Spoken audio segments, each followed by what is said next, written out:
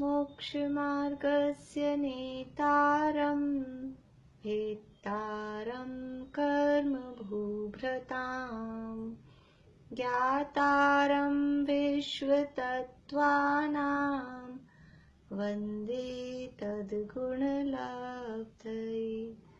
वन्दे तद्गुणलब्धये।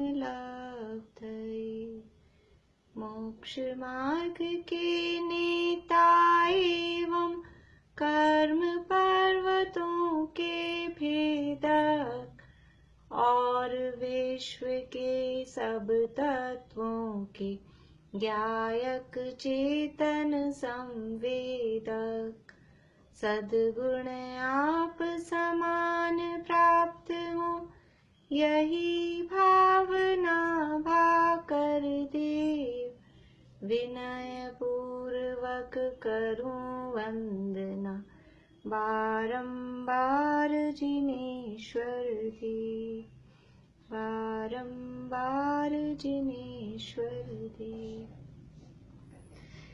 पाठ करेंगे। पहले सूत्र से शुरू करेंगे। सुनीता आंटी आप शुरू करिए, सुनीता आंटी के बाद में मीना चाची। देखिए कल वाला जो था अपना वो मैंने भेज दी थी, वो जो संख्या गड़बड़ हो रही थी वो इसीलिए यानी प्रमाण दो तरह के मिलते हैं। जो अपना काउंटिंग में 14 नंबर का डिफरेंस आ रहा था वहां उसमें अंकल जो बता रहे थे वो 20 बता रहे थे और अपने इसमें 6 था, तो 14 का डिफरेंस आ रहा था। और 14 का डिफरेंस इसलिए आ रहा है कि शुरू में 700 लिखे हैं एक जगह और एक जगह लिखे हैं 707, तो वो 14 का डिफरेंस इसलिए। और दोनों प्रमाण है, एक ही ग्रंथ में दोनों प्रमाण दिए हैं। मैं राजू आर्थिक के हिसाब से बता रही थी तो वहां केवल एक ही प्रमाण दिया था। बोलिए आशा आंटी। मैं ये पूछ रही थी कि स्वर्ग जो है वो चौकोर शेप में या गोल शेप में? देखिए ऐसा तो यूं वो कहते थे स्वयंभू रमन शब्द में उसमें गोल में सामने कोने बचने 4 तो इनमें भी कोने बचेंगे, इसलिए ऐसा वो नहीं है। वो तो कि गोल चित्र बनाने वाले कहीं गोलाकार रूप में बना देते हैं कहीं चौकोर। वैसे चौकोर ही होने चाहिए क्योंकि त्रसनाड़ी चौकोर है। तो ये तो मध्यलोक गोलाकार है इसलिए मध्यलोक में कोने बचे हैं। और स्वर्गों की रचनाएं चौकोर ही होनी चाहिए। गोल फोटो तो वो उसमें लौका उसको दिखाने के लिए वही, इसीलिए वो फोटो तो उस हिसाब से बना देते हैं। गोल इसलिए एक्चुअल में जो विमान है ना, विमानों के लिए वो गोला बनाया जाता है। जैसे बिल्लों के लिए गोला बनाया तो विमानों के लिए भी वो गोल गोल बनाए गए हैं। अभी तो कल्पना से ही बनाए गए हैं, एक्चुअल में इस तरह का ये तो इतना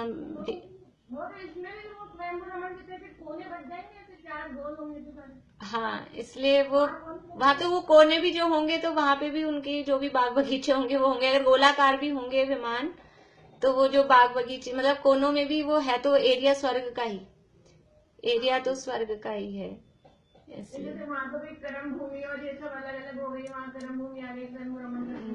वहाँ ऐसा कुछ नहीं है। हाँ बुआ कुछ पूछ रहे हैं आप? हाँ बोलिए, अनम्यूट करिए। ये प्रश्न तो है अपन जो मनुष्य है ढाई द्वीप में, इससे अलग हटके थोड़ा सा पूछ लो। हाँ बोलिए। 29 अंक प्रमाण है जैसे मनुष्य ढाई द्वीप में, हाँ है ना, तो इसकी भी संख्या है क्या कि भरत में इतने अंक प्रमाण होंगे, ऐरावत में इतने अंक प्रमाण होंगे, ऐसा कुछ है? ऐसा देखने में नहीं आया बुआ, मतलब ऐसे अलग अलग है क्या? हाँ पढ़ने में नहीं आया। हाँ टोटल ही है बाकी है 30 अंक। ठीक, हाँ बस ठीक।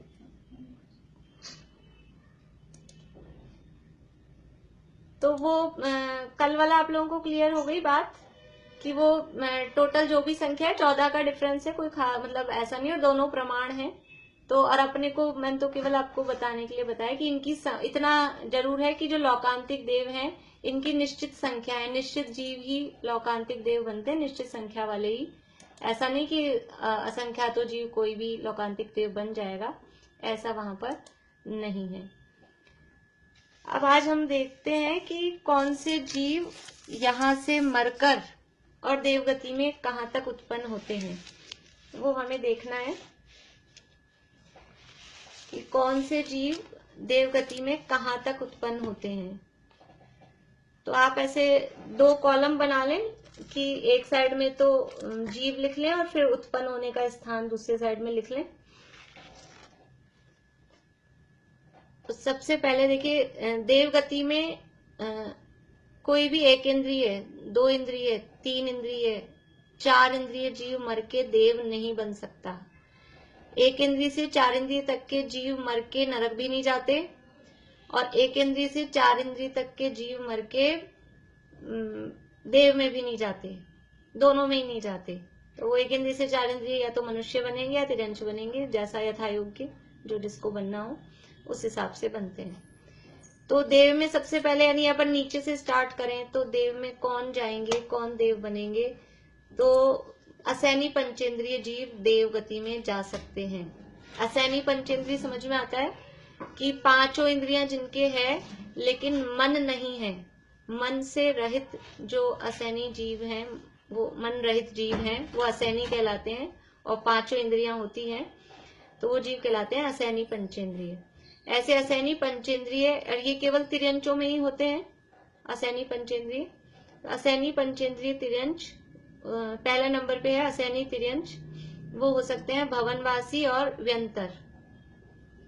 भवनवासी और व्यंतरों में उत्पन्न, ये सब पॉसिबिलिटी बताइए, वहीं जाएंगे ऐसा नहीं है। परिणाम खराब हो तो नरक में भी जा सकते हैं। असैनी जीव को नरक जा सकते हैं या नहीं जा सकते, बताएंगे कोई? असैनी पंचेंद्रिय जीव नरक में जा सकते हैं या नहीं जा सकते? हाँ, अनीता जी ने हाथ खड़ा किया है, बोलिए अनीता जी। अनम्यूट करिए। बहुत बढ़िया। असैनी पंचेंद्रिय पहले नरक तक जा सकते हैं, तो नरक में भी जा सकते हैं। और अगर देवगति में जाएंगे तो भवनवासी और व्यंतरों में उत्पन्न हो सकते हैं असैनी पंचेंद्रिय जीव। फिर दूसरा है कि मिथ्या दृष्टि संगी तिर्यंच। ये तो असैनी पंचेंद्रिय तिर्यंच था, अब है संगी तिर्यंच। तो मिथ्या दृष्टि यानी पहले गुणस्थान वाले और दूसरे गुणस्थान वाले। अभी आप मिथ्या दृष्टि ऐसे समझ लीजिए, लिखने में दोनों चीजें लिख लीजिए, आगे कभी जब आपको समझ में आएगी गुणस्थानों की बातें तो ये बात समझ में आ जाएगी, तो आप लिखने में लिखिए पूरा, लेकिन उसको अभी समझने में इतना समझ लीजिए कि मिथ्या दृष्टि जीव है। तो क्या लिखना है अपने को? मिथ्या दृष्टि असैनी पंचेंद्रिय जीव और सासाधन गुणस्थानवर्ती जीव, ये जा सकते हैं भवनत्रिक में।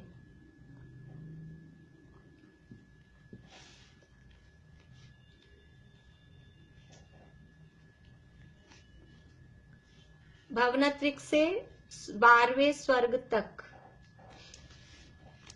भवनत्रिक से 12वें स्वर्ग तक।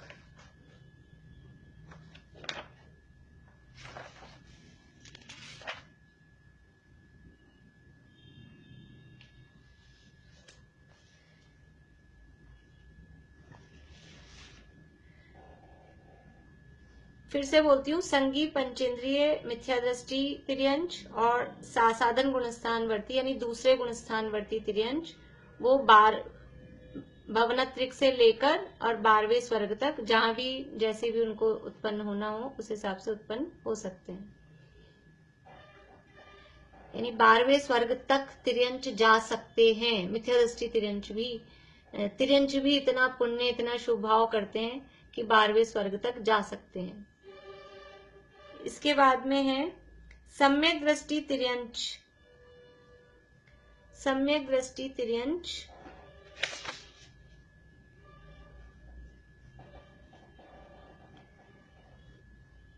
वो पहले स्वर्ग से लेके 16वें स्वर्ग तक।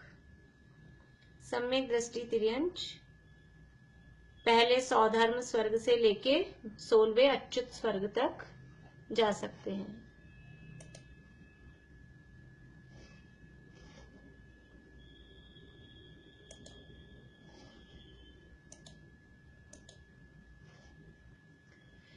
हाँ चमीला आंटी बोलिए।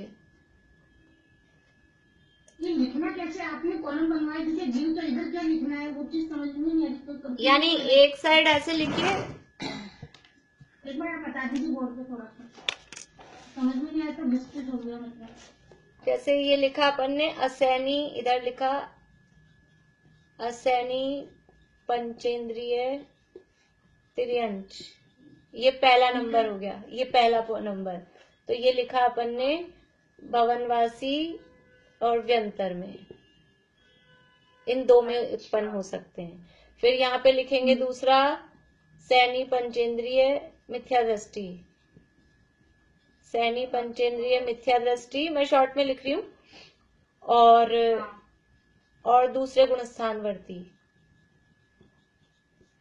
इसी में आएगा वो। हाँ, और दूसरे गुणस्थानवर्ती जीव, या फिर अभी ये दूसरे गुणस्थान को आप छोड़ दीजिए, फिर वो इतना ही लिख लीजिए, सैनी पंचेंद्रिय मिथ्या दृष्टि, इतना ही कर लीजिए, सैनी पंचेंद्रिय मिथ्या दृष्टि। तो ये आएंगे पहले से 12वें स्वर्ग तक, ऐसा समझ में आ रहा है आप लोगों को? इस तरह से लिख लेंगे ना तो आमने सामने वो आपको समझ में आ जाएगा।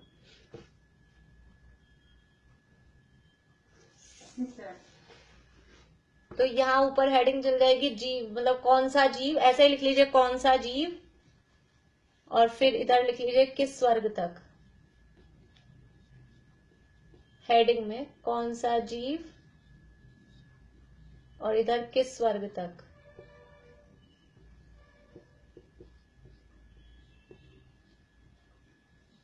ये तो आप लोग 1 से 4 इंद्रिय तक के जीव लिखाए हैं, ऐसे नहीं पंचेंद्रिय वो कहीं में आएंगे ऊपर।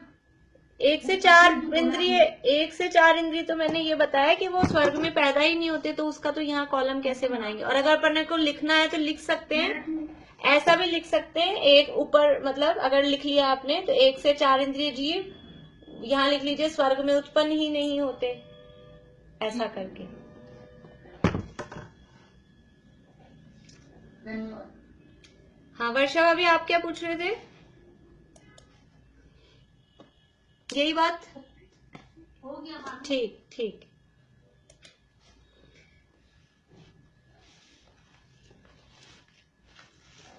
तो ये हो गए असैनी तिर्यंच है, वो भवनवासी और व्यंतर।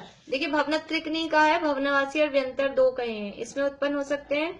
और जो मिथ्या दृष्टि सैनी पंचेंद्रिय तिर्यंच है वो भवनवासी से, यहाँ मैंने पहला लिख दिया, सॉरी, भवनवासी से 12वें स्वर्ग तक, यानी भवनत्रिक से लेकर और 12वें स्वर्ग तक किसी में भी उत्पन्न हो सकते हैं। अभी इसमें क्या और अपन खोजे ना फिर डिवाइड, अभी तो ये सामान्य बता रहे हैं, फिर इसमें अब वो कर्म भूमि का है कि भोग भूमि का है, तो उसमें फिर अलग फर्क पड़ जाएगा। वो जो नियम पहले बताए हुए हैं वो तो है ही, ये सामान्य नियम है कि कोई भी सैनी पंचेंद्रिय मिथ्या दृष्टि तिर्यंच है तो भवनत्रिक से लेके 12वें स्वर्ग तक हो सकता है। अब कर्म भूमि, सॉरी, भोग भूमि का मिथ्या दृष्टि तिर्यंच है तो वो कहाँ जाएगा, उसका नियम हम पहले ही बता चुके हैं। भोग भूमि का मिथ्या दृष्टि तिर्यंच है वो कहाँ जाएगा, बोलिए रेणु जी लोहाड़िया?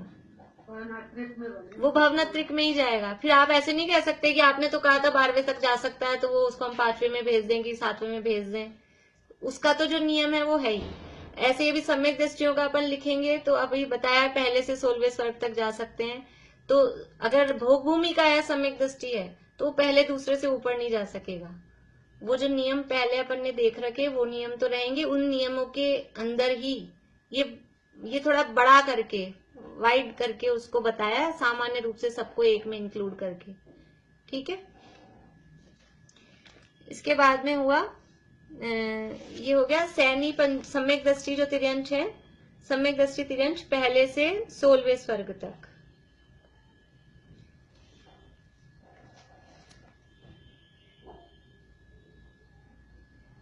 आप अलग से भी लिख लीजिए ताकि चक्कर नहीं रहे। वो ऊपर अपन ने ऊपर जो लिखा है ना सैनी पंचेंद्रिय मिथ्या दृष्टि तिर्यंच, इसको ब्रैकेट में लिख लीजिए सामान्य, इसको कर लीजिए सामान्य। और अब अगले वापस लिख लीजिए भोग भूमि के मिथ्या दृष्टि मनुष्य और तिर्यंच, भोग भूमि के मिथ्या दृष्टि मनुष्य और तिर्यंच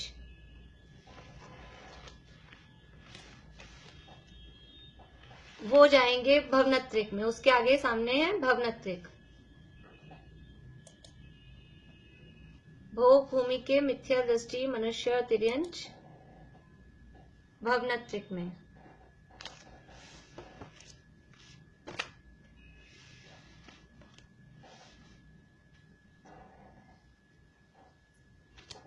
इससे पता लग गया अब अपने को कि जो ऊपर जा रहे हैं, जो हमने सामान्य कहा है, तो जो ऊपर जा रहे हैं वो कर्म भूमि वाले जाएंगे, है ना। ये इससे समझ में आ गया।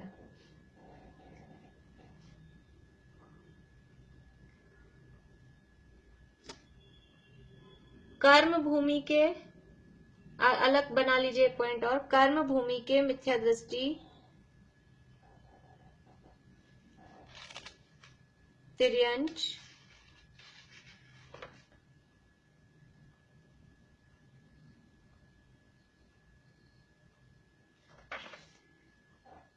वो भवनत्रिक से 12वें स्वर्ग तक।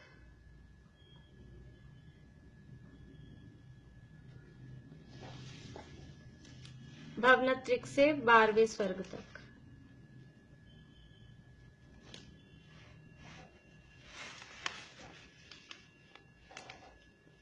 ये हो गई तिर्यंचों की बात। देखिए एक जना मुझे बोल के बताएंगे क्या क्या हुआ। दीपिका जी आप बोल के बताइए। असेनी पंचेंद्रीय तिर्यंच सामान्य रूप से देवगति में जा सकते हैं, भवनत्रिक और जंतर देव बन सकते हैं और प्रथम नरक तक जा सकते हैं। मिथ्या दृष्टि संगी पंचेंद्रीय तिर्यंच भवनत्रिक से 12वें स्वर्ग तक दूसरे गुणस्थान वाले। नहीं, दूसरे गुणस्थान वाले भी लिखिए। हाँ, वरना वो ऐसे लगेगा कि दूसरे गुणस्थान वालों की बात चल रही है। सम्यक दृष्टि तिर्यंच एक स्वर्ग से पहले स्वर्ग से 16वें स्वर्ग तक। हाँ, भोग भूमि की मिथ्या दृष्टि मनुष्य व तिर्यंच भवनत्रिक में और कर्म भूमि की मिथ्या दृष्टि तिर्यंच भवनत्रिक से 12वें स्वर्ग तक। ठीक है। हाँ, शशि जी बोलिए। ये जो अपने असेनी पंचेंद्रीय के स्वर्ग में जा सकते हैं, मतलब तिर्यंच, तो वो मतलब पहले स्वर्ग तक भी जा सकते हैं क्या? असैनी पंचेंद्री भवनवासी और व्यंतर में जाएंगे तो पहला स्वर्ग आएगा क्या भवनवासी व्यंतर में? नहीं ना, हाँ। उन्होंने बोला इसको नहीं ना। नहीं, आपने दीपिका जी पहला स्वर्ग बोला था क्या? असैनी पंचेंद्री में पहला स्वर्ग बोला था? फिर से बोलिए। नहीं बोला, नरक बोला था उन्होंने। वो मैं जो समझा रही थी ना वही उन्होंने वो लिख लिया। अभी तो यहाँ अपने को स्वर्ग का ही लिखना था, वैसे वो तो मैं बता रही। देवगति में लिखा भवनवासी और जंतर भी। हाँ, मीना चाची बोलिए। दीदी आपने पहले ही लिखवा दिया था ना 3rd लाइन पे कि मिथ्या दृष्टि संगी तिर्यंच पहला दूसरा गुण स्थान वाले भी, और फिर वापस आपने लिखवाया कर्म भूमि के मिथ्या दृष्टि। वो उसको खोल के वो उसी को अलग से अपने को समझने के लिए वो ऊपर वाला सामान्य, या तो जो पहले लिखवाया था ना वो एक जनरल कॉमन लिखाया था, इसलिए मैंने कहा था उसके नीचे लिख लीजिए सामान्य। और फिर इसमें विशेषता क्या रहेगी सामान्य और विशेष में? उसमें विशेषता ये हो गई कि भोग भूमि के अलग कर दिए हमने, भोग भूमि वाले अलग हैं उससे। या तो वो जो ऊपर ऐसा करिए, ऊपर जो लिखा है ना सामान्य वाला वो रहने दीजिए, तो फिर ये अलग अलग करके ही लिख लीजिए, अलग अलग करके ही लिख लीजिए। मैं फिर से बता देती हूँ। सुधा जी बोलिए, सुधा जी बोलिए। 1 से 4 ऐसे दोबारा से बताइए। ठीक है, ठीक है। देखिए फिर से आप लोग देख लीजिए। पहले मैंने ये बोला था कि 1 से 4 इंद्रिय के जीव, ये तो समझा रही थी ना अपन ने, असैनी पंचेंद्रिय से शुरू किया, तो 1 से 4 इंद्रिय वाले कहाँ छोड़ दिए हमने, इसलिए मैंने वो बात बताई। हाँ जी, वो मैं बाद में तो भेज ही दूंगी, लेकिन अभी फिर जब तक मैं समझाऊंगी नहीं, मैं ऐसे तो सारी चीजें हैं मैं भेज ही दूंगी, वो मैं भेज दूंगी। एक्चुअल में क्या है, मुझे भी पढ़ाने के बाद में फिर समझ में आता है मैं आपको किस तरह से लिख के भेजूं। जैसे मैंने तो लिखा है मेरी तरफ से, लेकिन अब वो आप कहाँ कंफ्यूज हो रहे हो, तो वो पढ़ाते समय मुझे समझ में आता है कि कहाँ कंफ्यूज हो रहे हो। मैंने लिख ही रखा है, ये मेरे लिखे हुए, मैंने लिख के ही तभी आपको बता रही हूँ, यहाँ मैंने लिख रखा है। लेकिन फिर वो अब ऐसा कंफ्यूजन, हमें तो नहीं लग रहा वो कंफ्यूजन, लेकिन अब वो आपको कहाँ कंफ्यूजन होगा वो मुझे पढ़ाते समय पता लगता है कि आपको कहाँ कंफ्यूजन हो रहा है। इसलिए मैं दोबारा से लिख के भी भेज दूंगी, लेकिन अभी जो लिख रहे हैं एक बार ठीक कर लें। देखिए, वो मैंने बताने के लिए बताया था, 1 से 4 इंद्रिय तक के जीव तो स्वर्ग में उत्पन्न ही नहीं होते, किसी भी देवगति में उत्पन्न ही नहीं होते, उनको तो चालू ही नहीं किया। चालू कहाँ से किया है? असैनी पंचेंद्रिय। तो असैनी पंचेंद्रिय वो भवनवासी और व्यंतर में जा सकते हैं, इसके आगे इधर उधर और कहीं भी नहीं, ज्योतिष में भी नहीं, पहले दूसरे तीसरे ऊपर स्वर्गों में भी नहीं। इसके बाद में अब आप जो अपन ने एक पॉइंट लिखा है उसको छोड़ दीजिए, सीधा ये लिखिए, भोग भूमि के मिथ्या दृष्टि तिर्यंच। भोग भूमि के मिथ्या दृष्टि तिर्यंच वो जाएंगे भवनत्रिक में, तिर्यंच और मनुष्य। भोग भूमि के मिथ्या दृष्टि तिर्यंच और मनुष्य वो भवनत्रिक में, ठीक है। इसके बाद में लिखिए, कर्म भूमि के मिथ्या दृष्टि संगी तिर्यंच। कर्म भूमि के मिथ्या दृष्टि संगी तिर्यंच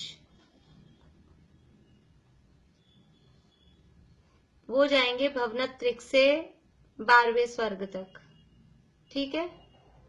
एक बार थोड़ी सी आपको मेहनत होगी, फिर से दोबारा से कर लीजिए तो सही हो जाए। सबसे पहला लिखा असंगी, वो भवनवासी और व्यंतर में। दूसरा लिखा भोग भूमि के मिथ्या दृष्टि तिर्यंच और मनुष्य, वो भवनत्रिक में। तीसरा लिखा कर्म भूमि के मिथ्या दृष्टि संगी तिर्यंच, वो भवनत्रिक से 12वें स्वर्ग तक, ठीक है। इसके बाद में लिखिए अब भोग भूमि के सम्यक दृष्टि मनुष्य और तिर्यंच।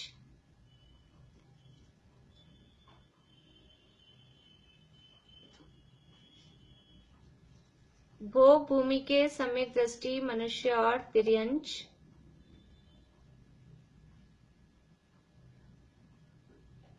वो कहाँ जाएंगे? लिख सकते हैं अपने आप, भोग भूमि के सम्यक दृष्टि मनुष्य और तिर्यंच पहले दूसरे स्वर्ग में, ठीक है।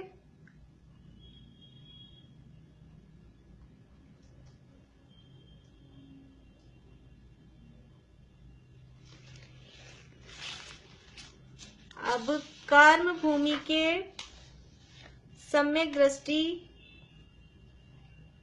व देश संयमी मनुष्य, कर्म भूमि के सम्यक दृष्टि व देश संयमी मनुष्य। देश संयमी समझ में आता है, ब्रैकेट में लिख लीजिए, पंचम गुणस्थान वाले, चौथे गुणस्थान वाले और 5वें गुणस्थान वाले मनुष्य वो जाएंगे पहले से 16वें स्वर्ग तक।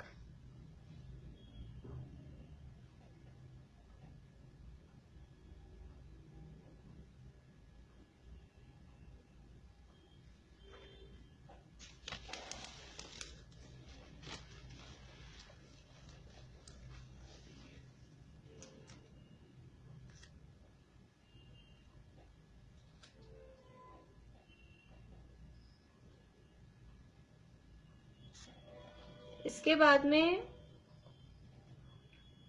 अब लिखिए चरक और परिव्राजक। मैं लिख देती हूँ यहाँ पे शब्द।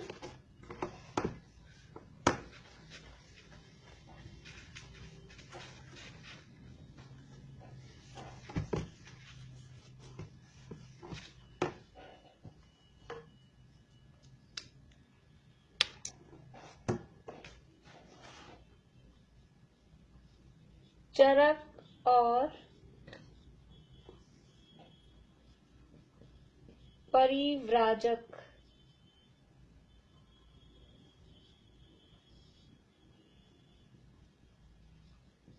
अन्यमति तपस्वी, ब्रैकेट में लिख लीजिए, अन्यमति तपस्वी। ये उनके नाम है। अन्यमतियों में भी अलग अलग टाइप के तपस्वी होते हैं, तो एक चरक नाम के और चरक टाइप के और परिव्राजक टाइप के जो तपस्वी होते हैं वो कहाँ तक जाएंगे? 5वें स्वर्ग तक। 5वें स्वर्ग तक का मतलब है भवनत्रिक से। अगर कहीं आगे स्टार्टिंग नहीं लिखी है तो भवनत्रिक से समझना, और स्टार्टिंग लिखी है पहले से कि भवनत्रिक से, तो उस हिसाब से तो ये 5वें स्वर्ग तक जा सकते हैं। दीपिका जी कुछ पूछना है आपको? जो आपने पहले वाले में बोला कर्म भूमि की सम्यक दृष्टि व देश संयमी, वो चौथे पांचवें होते हैं या केवल पांचवें? सम्यक दृष्टि जो कहा वो चौथे गुण स्थानवर्ती, और देश संयमी वो 5वें गुण स्थानवर्ती। सिर्फ दो अलग अलग कहे ना। सम्यक दृष्टि जब शब्द बोलते हैं हम अकेला तो वो चौथे गुण स्थानवर्ती के लिए बोलते हैं जनरली, और देश संयमी वो 5वें गुण स्थानवर्ती हैं। तो ये चरक और परिव्राजक ये हैं 5वें स्वर्ग तक। इसके बाद में है आजीवक,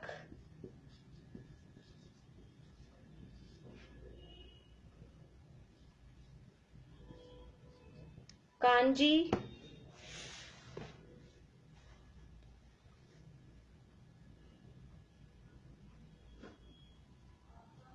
आदि, ये भी वही है अन्यमति तपस्वी, अन्यमति,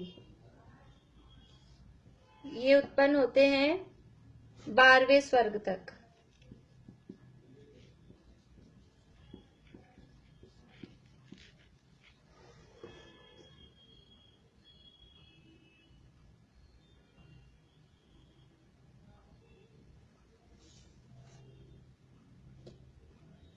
बारहवें स्वर्ग से ऊपर अन्य लिंगियों की उत्पत्ति नहीं होती, यानी कोई अन्य लिंगी अन्य मति है तपस्या करता है तो ज्यादा से ज्यादा मैक्सिमम कहाँ तक जा सकता है?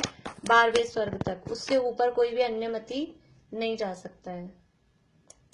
अन्य मति में भी इस तरह के होते हैं, सारस्वत ये नाम उनके होते हैं, और नग्न भी होते हैं, इस तरह के साधु होते हैं, वो तपस्या वगैरह करते हैं। बोलिए अंकल। 5वें स्वर्ग तक जा सकते हैं, इसका मतलब वो भवनत्रिक में भी जा सकते हैं। हाँ, भवनवासी से 5वें तक। हाँ। दूसरी बात ये बोल रहा था कि आज थोड़ी आपकी जो आवाज आ रही है उधर से चरक चरक चरक चरक ऐसे आ रही है बीच बीच में। अच्छा, और सबको भी लग रहा है क्या ऐसा? चल रहा है। और सबको नहीं लग रहा, तो फिर वो आपके ही उसमें लग रहा है, या तो कोई नेट में प्रॉब्लम। हाँ बुआ बोलिए।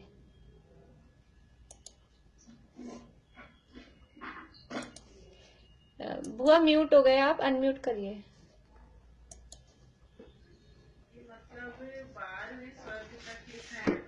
हाँ हाँ, भवनत्रिक से 12वें तक। भवनत्रिक से। हाँ शशि जी बोलिए। आपने लिखा था ना कर्म भूमि के सम्यक दृष्टि, तो उसके लिए आपने एक दूसरा शब्द भी यूज किया था क्या? सम्यक दृष्टि और देश संयमी। देश संयमी बोला। हाँ, सम्यक दृष्टि का मतलब है चौथे गुण स्थानवर्ती, और देश संयमी का मतलब है 5वें गुण स्थानवर्ती। ठीक है।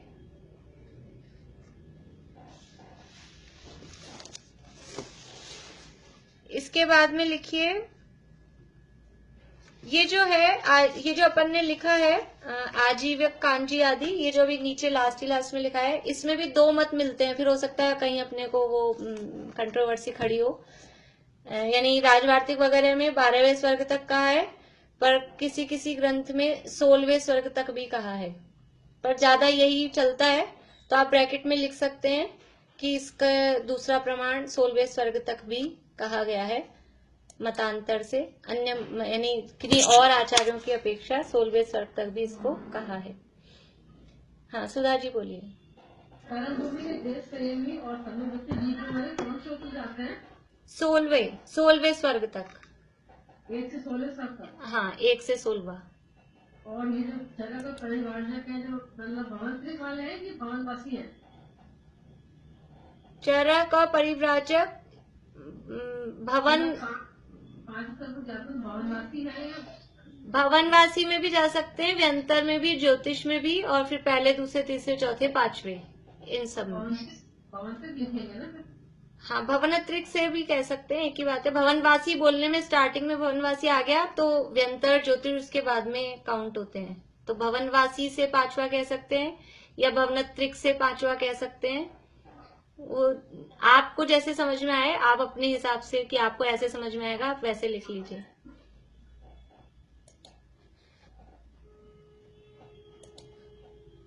हाँ मधु भाभी बोलिए। अभी आपने तीसरा कौन सा बताया था वो बता दीजिए। एक शंका ये कि व्यंतर ज्यादा ऊंचे दे रहे हैं या भवनवासी ज्यादा ऊंचे? देखो ऐसे तो व्यंतर, भवनवासी और व्यंतर दोनों एक ही उसमें हैं, और लेकिन आयु के हिसाब से उनमें जो भेद है ना, अलग अलग 10 प्रकार के भवनवासी हैं, तो उनकी अभी आयु अपन देखेंगे ना, आयु में फर्क पड़ता है। तो उसमें असुर कुमारों की आयु ज्यादा है, बाकी सबकी आयु कम है। बाकी ऐसा ऊंचा नीचा वो तो सब एक ही बराबर है, ऊंचा नीचा तो कहीं भी पेड़ों पे रहते हैं भवनवासियों के तो कितने बड़े बड़े भवन है। भवनवासी तो अधोलोक में ही रहते हैं, मतलब मेनली, और व्यंतर तो फिर भी मध्य लोक में रहते हैं। तो उसी से अगर अपन ऐसा कंपैरिजन ही कर रहे हैं तो वो जो क्रम है उस हिसाब से हीन क्रम से ही बताए गए हैं, जो नाम कहे जा रहे हैं ना। तो भवनवासी, व्यंतर, ज्योतिष तो हीन क्रम से ऊपर चढ़ते हुए क्रम में, ऐसा ही समझना चाहिए। बाकी ऐसे शास्त्रों में इस तरह का ऐसा विभाजन तो नहीं किया कि कौन ज्यादा है कौन कम है। हाँ, अभी क्योंकि भवनवासी से आए ना तो इनका व्यंतर पूछे, ऐसा कुछ नहीं कहा गया है। चलिए, आपने पहला क्या पूछा था कि वो तो तीसरा वाला आपने बताया ना कि दूसरा तो था आजीवन कांजी आदि, तो वो 12वें स्वर तक आते हैं। अभी 16वें स्वर तक कौन सा बताया? इसी में आजीवक कांजी आदि में ही दूसरा प्रमाण ये मिलता है कि 16वें स्वर्ग तक भी जाते हैं, ऐसा भी मिलता है इसी में। Okay, thank you. बोलिए मीना चाची। पर दीदी जैसे समय दृष्टि जीव भी 16वें स्वर्ग तक जा रहे हैं, संयम और ये चौथे गुण स्थानवर्ती, और ये जो है मिथ्या दृष्टि जीव भी 16वें गुण स्वर्ग तक जा सकता है, मतलब। हाँ, मिथ्या दृष्टि की तिर्यंश तो 12वें तक ही जा पा रहा है, जो मनुष्य अपन ने बोला हाँ जा सकते हैं ना। तो इसलिए स्वर्ग देखो, इसीलिए स्वर्ग में चले गए तो बहुत बड़ा तीर मार लिया, वो बात नहीं है, क्योंकि तो ये भी जा रहे हैं, यानी ऐसे शुभ भाव तो वो भी कर रहे हैं। और हमने जैसे एक भाव परावर्तन देखा था, तो भाव परावर्तन का क्या स्वरूप है? पंच परावर्तन होते हैं, पंच परावर्तन में एक भाव परावर्तन होता है, उसमें जितने भी चारों गतियां हैं, और चारों गतियों में हर गति की मिनिमम आयु से लेके मैक्सिमम आयु मिथ्या दृष्टि जीव जितनी प्राप्त कर सकता है, वो हर आयु एक एक समय बढ़ाता हुआ हमने प्राप्त की है। जैसे मिनिमम आयु है देवगति में 10,000 वर्ष, और मैक्सिमम आयु मिथ्या दृष्टि के लिए होती है 31 सागर, 33 सागर नहीं, क्योंकि ऊपर तो सम्यक दृष्टि जाते हैं। हाँ, तो 10,000 वर्ष की आयु लेकर जन्म लिया, फिर वहां से मरा, फिर मनुष्य तिरंच बना, फिर कभी घूमते घामते 10,000 वर्ष और एक समय की आयु लेकर जन्म हो, फिर वहां वो आयु पूरी करे, फिर मरे, फिर कहीं इधर उधर घूमे, फिर कभी स्वर्ग में जाए, और अगर दूसरी आयु ले ली तो उसको तो काउंट नहीं करते, फिर 10,000 वर्ष और 3 समय, फिर 10,000 वर्ष और 4 समय, ऐसे एक एक समय बढ़ाते बढ़ाते 10,000 वर्ष और 1 साल, 10,000 वर्ष और 2 साल, ऐसे करते करते हर आयु 31 सागर तक की टोटल आयु, 31 सागर की आयु है नवेग्रैवियक की। तो ये सारी आयु हमने प्राप्त की है। भाव परावर्तन में बताया जाता है कि ये सब हमने प्राप्त की है, इसका मतलब हम हर जगह उत्पन्न हुए हैं, देवगति में भी। तो वो आयु हमने प्राप्त की। तो मिथ्या दृष्टि थे या सम्यक दृष्टि थे जब देवगति में उत्पन्न हुए, या ऐसी आयु लेके? सम्यक दृष्टि होते तो इतने सारे भवी क्यों होते? तो मिथ्या दृष्टि जीव भी ये सब प्राप्त कर लेता है, कर सकता है। इसलिए शुभ भाव होना ये कोई बहुत बड़ी बात नहीं है, ये तो ऑटोमेटिक एक साइकिल चलता है, शुभ से अशुभ, अशुभ से शुभ, तो ऑटोमेटिक होते ही हैं। जब गुस्सा आता है, बहुत तेज गुस्सा आता है, तो कितनी देर वो तेज रहेगा? ऑटोमेटिक ही उसमें जैसे कमी आती है। शुभ भाव हुए, बहुत अच्छे, बहुत ही बढ़िया परिणाम हुए अपने को पूजा के, भक्ति के, जो भी अपन समझो, और फिर वो कितनी देर रहते हैं? वो भी ऑटोमेटिक डाउनफॉल जाते हैं। तो तीर अधिक शुभ भी कंटिन्यू नहीं रहता, अधिक अशुभ भी कंटिन्यू नहीं रहता, ये तो शुभ से अशुभ, अशुभ से शुभ, ये ऑटोमेटिक चेंज होते ही रहते हैं।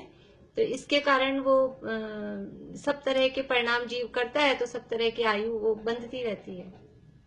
बोलिए भारती आंटी। मैं कह रही थी मिथ्या दृष्टि जीव तो 9वें ग्रह तक जा नहीं सकता, क्यों नहीं जा सकता? अभी अपन ने लिखा नहीं, अभी आगे बाकी है। मिथ्या दृष्टि जीव 9वें ग्रह तक भी जा सकता है, लेकिन कौन जा सकता है वो अभी पूरा नहीं हुआ ये प्रकरण। द्रव्यलिंगी, हाँ तो द्रव्यलिंगी मिथ्यादृष्टि होते हैं ना, वो जा सकते हैं। मिथ्यादृष्टि तो गए। नहीं, और एक चीज था, जैसे जो क्षेत्र परावर्तन होता है, क्षेत्र परावर्तन में तो हमको हर क्षेत्र में जन्म लेना है, तो फिर हम उधर आते हैं ना, अनुत्तर और अनुदेश में, तो उसमें हम वो जाते हैं निगोद करके, पर जाते तो है ना। तो उस जाने का क्या फायदा, फल तो वही भोगेंगे ना निगोद वाला ही। निगोदिया बन के ही जाएंगे, तो वो गए। वो मैं नहीं कह रही, मैं क्षेत्र परावर्तन में तो हम वहाँ भी, हाँ हमको जाना पड़ेगा। हाँ ठीक, वैसे जाना भी नहीं। ठीक ठीक। देखिए, तो ये हुआ। इसके बाद में अब लिखिए जैन लिंगधारी, यानी जैन मुनिलिंगधारी मिथ्या दृष्टि। जैन मुनिलिंगधारी मिथ्या दृष्टि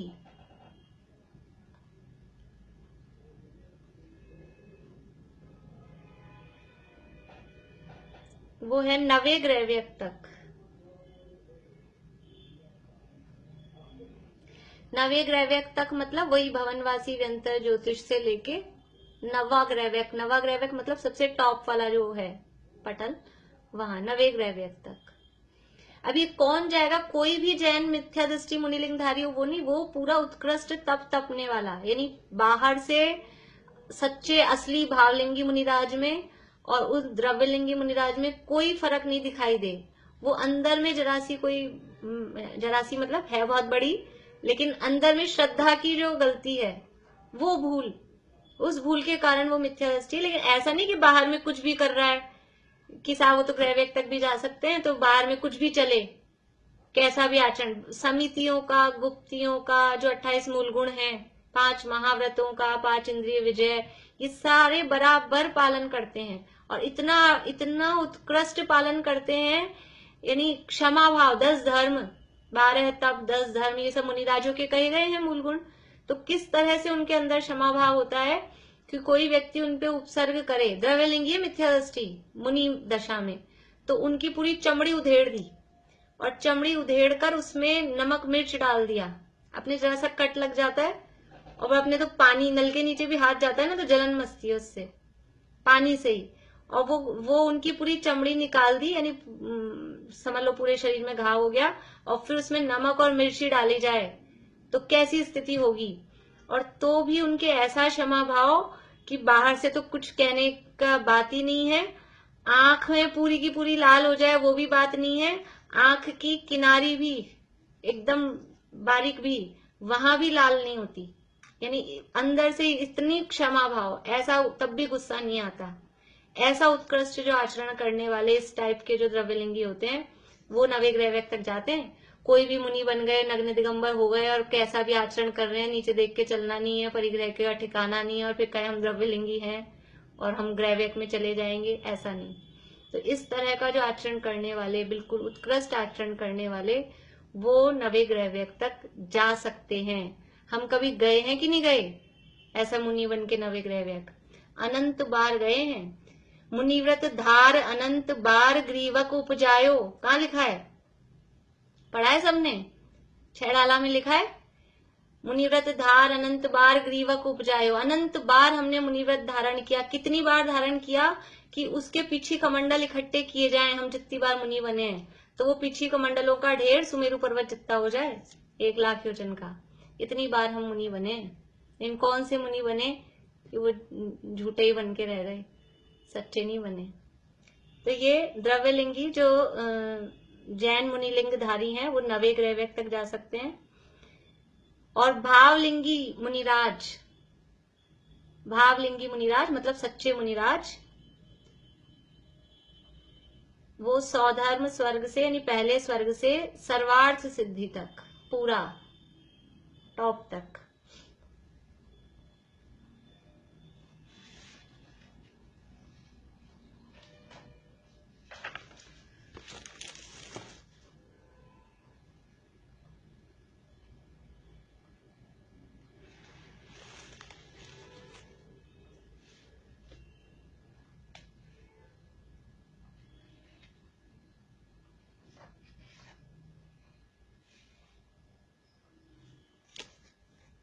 हाँ बोलिए भारती आंटी, फिर वर्षा। भावलिंगी मुनिराज इतने नीचे स्वर में क्यों आएंगे जब द्रव्यलिंगी नौवे ग्रह पे जा सकते? देखिए ऐसा नहीं है, उसमें कई कई और भी नियम होते हैं। ऐसा नहीं भावलिंगी है तो वो ऊपर ही जाए, ऐसा कुछ नहीं। एक तो सहनन की बात होती है, और फिर कितनी आयु बांधी परिणामों की बात होती है। नीचे के स्वर्ग में जाओ चाहे ऊपर के स्वर्ग में जाओ, बल्कि अभी जो कल वाल अपनी बात चल रही थी ना, नीचे के स्वर्ग में जाएंगे तो आयु कम रहेगी, जल्दी से आगे मोक्ष चले जाएंगे।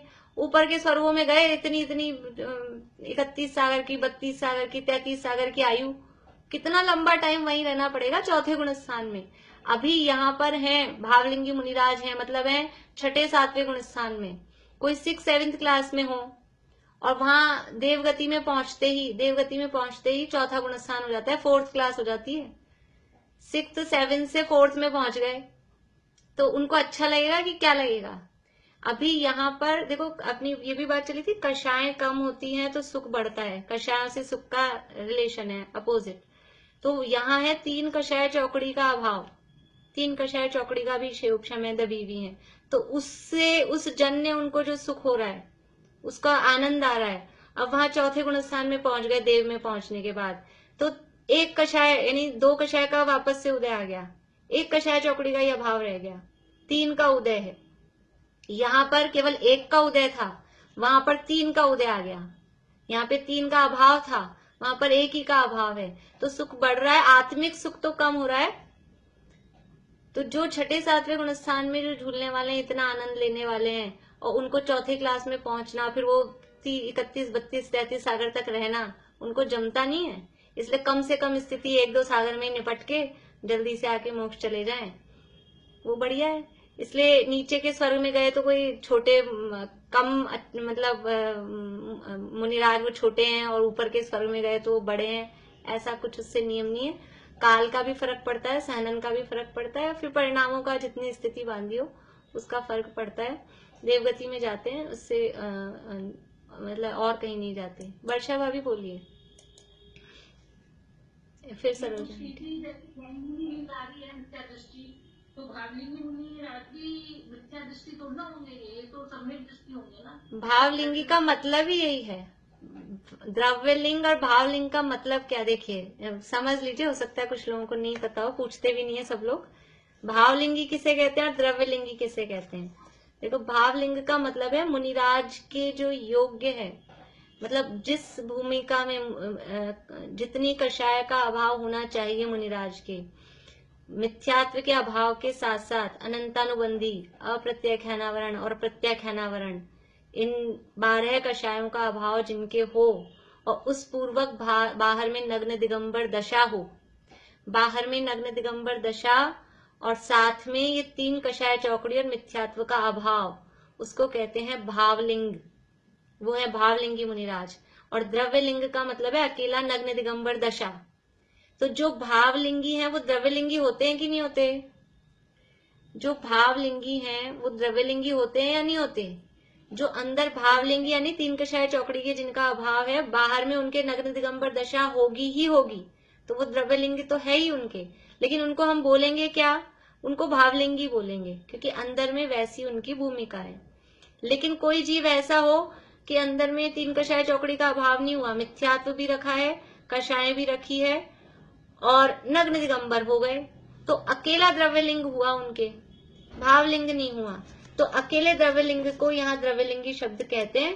और जिनके 3 कषाय चौकड़ी के अभाव पूर्वक वीतरागता है वो कहलाते हैं भावलिंगी मुनिराज। तो जो भावलिंगी हैं मतलब वो सम्यक दर्शन पूर्वक अनंतानुबंधी का भी, अप्रत्याख्यानावरण का भी, प्रत्याख्यानावरण का भी ये उनके अभाव है। तो सम्यक दृष्टि तो है ही। भावलिंग शब्द ये बता रहा है कि वो सम्यक दृष्टि है। जैसे पंचम गुण स्थानवर्ती अभी कहा था ना, देशव्रती, उसका भी अर्थ ये है कि सम्यक दर्शन सहित यानी मिथ्यात्व का अभाव, अनंतानुबंधी चौकड़ी का अभाव और अप्रत्याख्यानावरण कषाय चौकड़ी का अभाव। 2 कषाय। वर्षा अभी कुछ बोल रहे हैं? हाँ भाभी, ये कहाँ तक जाएंगे भावलिंगी मुनिराज? पूरा सर्वार सिद्धि तक, पहले स्वर्ग से सर्वार सिद्धि तक। चलिए, और किसी सरोज आंटी का इंटरेस्ट था, सरोज आंटी बोलिए। द्रव्यलिंगी बुनियाद इतनी वो करते हैं तपस्या और ये सब, तो इनमें क्या कमी रह जाती है भाव में? कमी यही रही ना, न मिथ्यात्व का अभाव हुआ, न कषायों का अभाव हुआ। वो अपने शरीर को आत्मा को तो अलग मानते हाँ, हैं। नहीं, क्या करते हो? शरीर और आत्मा में भेद विज्ञान ही नहीं हुआ ना, अंदर श्रद्धा के लेवल पे नहीं हुआ, शब्दों में बोलते। इतना करके भी नहीं होता ना, अपन से ही सहन कर लेते, अपन अपने बच्चों के मुंह में क्या क्या नहीं सहन कर लेते, अपन ही शारीरिक कष्ट सहन कर लेते हैं। ऐसा तो प्रसिद्ध है, माँ पे निबंध लिखना हो तो ऐसा एक लाइन तो फिक्स है, स्वयं गीले में सोए और बच्चे को सूखे में सुलाए। करते हैं कि नहीं करते हैं? तो ये अपन मोह में इतना शारीरिक कष्ट सहन कर लेते हैं, तो वो भी मैं द्रव्यलिंगी, मतलब द्रव्यलिंगी शब्द नहीं, पर मैं मुनि हूं इसलिए मुझे क्रोध नहीं करना चाहिए, ऐसी मान्यता, ये मान्यता मिथ्यात्व है। अपने आप को मुनि मानते हैं, मैं मुनि हूं नहीं, मैं तो आत्मा हूं, चैतन्य स्वरूपी, ये अंदर श्रद्धा होनी चाहिए। और उनको श्रद्धा, हाँ, श्रद्धा क्या है, मैं मुनि हूं, तो मैं मुनि हूं इसलिए मुझे गुस्सा नहीं करना चाहिए, ये सोच के वो कषायों को सहन कर लेते हैं, वो अपने क्षमा भाव रखते हैं। इसलिए अंदर से मिथ्यात्व गया नहीं है, उल्टी मान्यता, पर पदार्थों पर पदार्थ के स्वरूप को अपना मानना, और मैं परद्रव्य का कुछ कर सकता हूँ, ऐसी अंदर मान्यता जमी रहती है, इतनी ऊंचाई पर पहुंचने पर भी। इसलिए मतलब कि कहाँ अंदर गलती रह जाती है, इसलिए श्रद्धा को सुधारना वो सबसे ज्यादा जरूरी है। जीव सबसे पहले अपने आचरण में या बाहर का वेश ठीक करने में लग जाता है, तो यथा योग्य अन्याय नीति अभक्ष का त्याग होना चाहिए, लेकिन श्रद्धा की जो सफाई है, श्रद्धा का जो सुधार है, वो मस्ट है, वो जरूरी है, वो पहले होना चाहिए। और जब श्रद्धा ठीक होती है तो बाहर की सफाई अपने आप होती है, फिर ऑटोमेटिक वो बाहर का आचरण ऑटोमेटिक ही सुधरता है, फिर किसी को कहना नहीं पड़ता। श्रद्धा सही होनी चाहिए, इसलिए श्रद्धा का, इसीलिए सम्यक दर्शन पहले कहा, सम्यक दर्शन को धर्म का मूल कहा, नींव कहा, वो पहले होता है, उसके बाद में ही फिर आचरण, वो बाद में होता है। चलिए, अभी समय बहुत हो गया, ये मेरे ख्याल से ये पूरा भी हो गया है। कल इसको वापस से एक बार मैं अभी भेज भी दूंगी, और कुछ एक दो नियम और हैं वो, और अभी फिर कौन से स्वर्ग से आके कहाँ जन्म लेंगे, वो भी नियम अभी बाकी है। अभी तो अपन ने एक तरफ का देखा है कि स्वर्ग में कौन जा रहे हैं, उस स्वर्ग से आना भी तो है वापस, तो कहाँ कहाँ तक आ सकते हैं, क्या क्या बन सकते हैं, वो भी नियम है। इसको कल वापस से अपन एक बार रिवाइज करके सब देख के और फिर आगे बढ़ाएंगे। अभी यहीं पूरा करते हैं।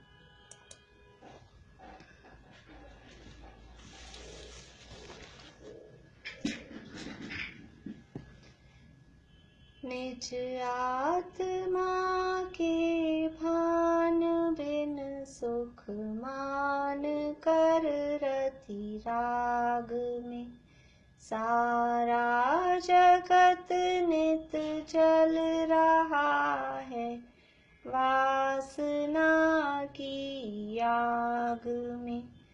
तुम वेद विरहित वेद वेद जिन वासना से दूर हो, वसुपूज्य सुत बस आप ही आनंद से भरपूर हो।